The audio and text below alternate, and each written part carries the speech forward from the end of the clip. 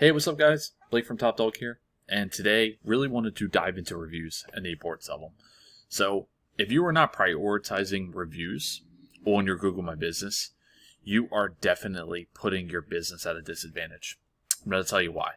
A lot of what you see organically is going to be filtered by the authority and the trust that you build within that Google platform.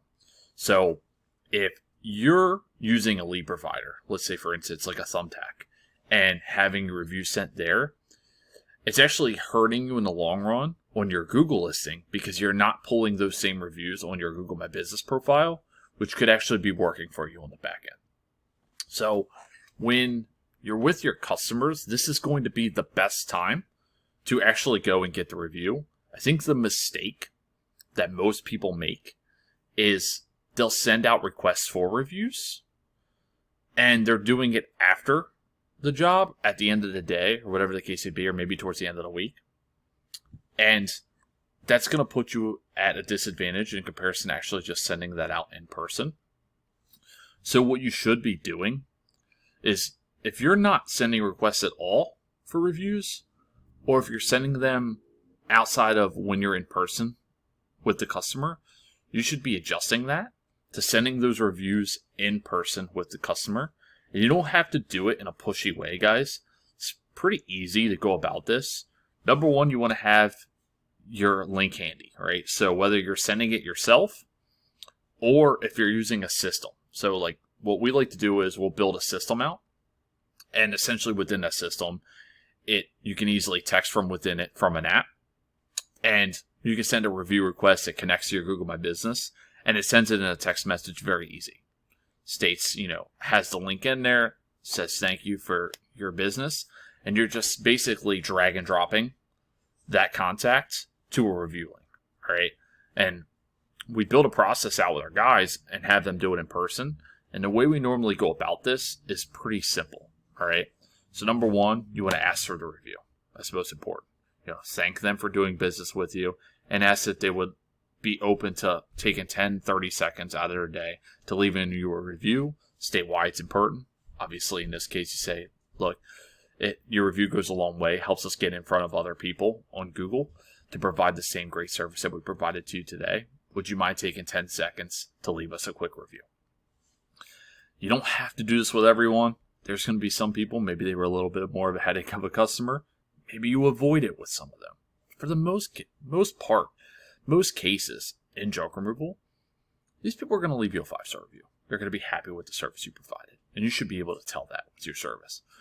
So you'll ask for the review and then say, all right, great. I'm actually going to send it over to you now just to make sure that it came your way. So now you're just verifying at this point. You're doing it right then in person. You already have everything prepared.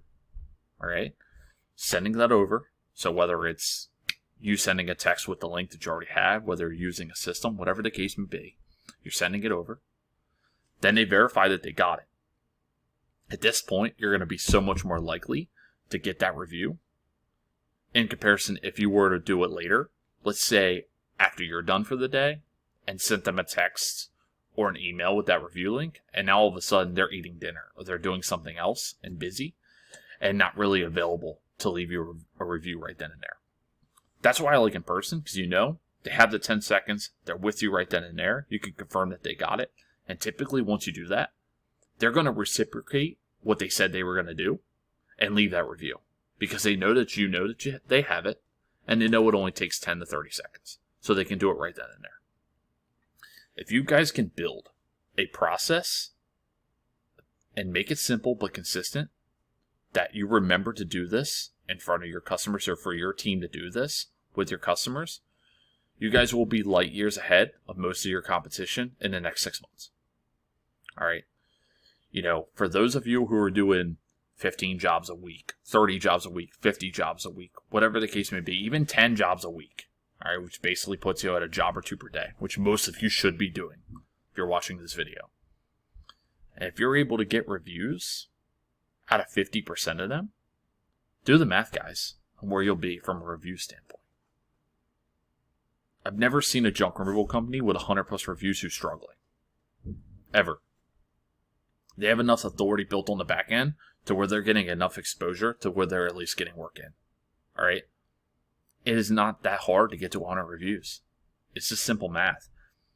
If you guys are getting 50% of your customers to leave a review, even at just 10 jobs a week, that would be 5 reviews every week.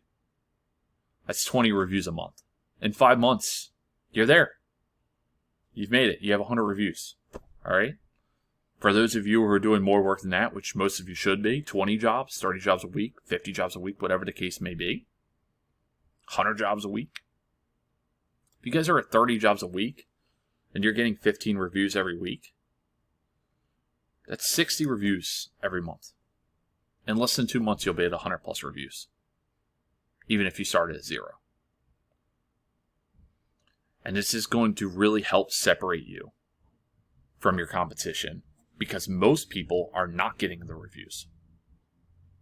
So when you look at that map pack, in most areas, it's pretty uncommon for most, even major cities, to have local junk removal companies with over 100 reviews.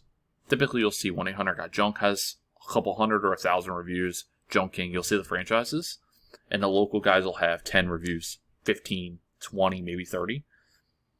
If you want to jump ahead of them organically, this particular process right here will be a major portion of getting you to that point. There's other things involved, of course, but you are going to build so much trust and authority within those reviews and responding to each review as well. Make sure you're responding to those reviews.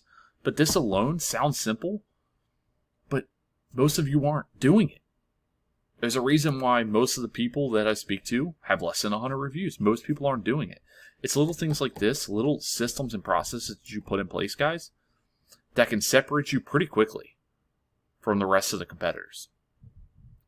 And the last thing you want to do is not do this and have somebody new come in and to do it, and they're completely going to jump you. You know, these people who have been in business for 3 years with 15 reviews, all it takes is that young guy who'd come in and get 50 reviews in the next 2 months, and he's going to jump most of them, if not all of them, who don't have the same amount of reviews, because he's going to have all that authority built in with the Google. He's also probably going to have a leg up on you when it comes to social media and stuff like that as well. Don't let that be you guys. Especially for something so simple that doesn't cost you any money. Build a process around reviews, prioritize them, and I promise you your business will be in a different place. I know this was something that should already be known by you guys, but take it to heart and do it if you're not already, please, because it will help your business, and that's what I'm here for, is to give you guys simple content that you can take and utilize and build a process to help you grow your business. So hopefully this helps. If it did, give it a like. If you guys haven't already, please subscribe to the channel. Would love to produce more content for you and add value your way. And as always, thanks for watching.